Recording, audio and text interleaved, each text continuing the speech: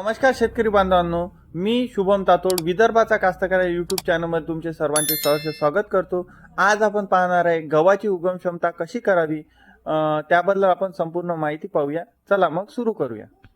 सर्वप्रथम आपल्याला एक गोंदपाट घ्यायचे आहे आणि त्या गोंदपाटाला ओलं करायचं आहे।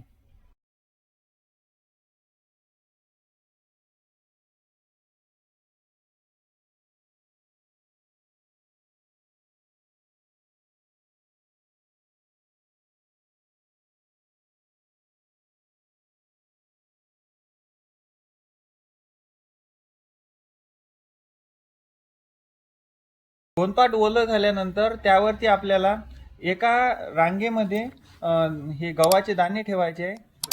1 2 3 4